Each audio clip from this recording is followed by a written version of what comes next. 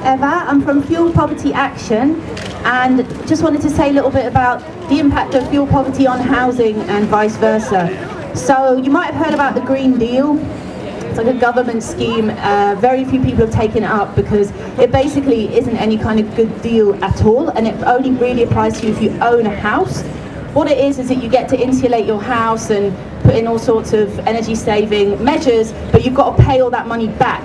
So if you're in the private rented sector, which a lot of poor people, precarious people are, you're not going to go for this deal. So it's been a big failure.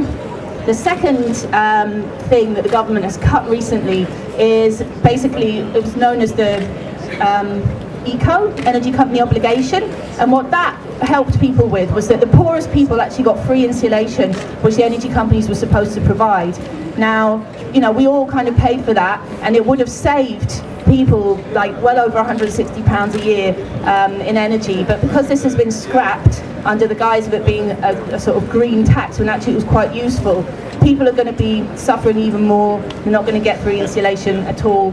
And one thing that we found through our research as an organisation is that there's a lot of people who are living in very damp, badly insulated housing, and this is exacerbated when, for instance, you're on a key meter, and about 8 million people are on prepayment meters. Is anyone here on a prepayment meter?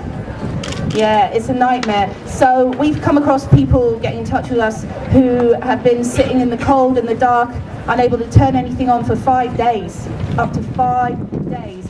And you end up getting damp, you end up getting condensation, you end up getting a very cold house, which you're not responsible for. And you know, the government might tell us just put on a jumper, but this doesn't help, and it doesn't deal with cold, damp homes. And children growing up in cold, damp homes are 5 times more likely to have mental health problems, likely also to do worse at school, have worse concentration, and also have a lot of shame and stigma around inviting people round. And you know, it's a common knowledge that many people just leave their homes to go to shopping centres to keep warm, or you know, anywhere, libraries or anywhere they can, to actually avoid being in the freezing cold. We're building up for a campaign against key meters. About 90% of them are, 80% are imposed on people without their permission, against their will. Energy companies have actually got the legal right to break into your home and install one to reclaim debt.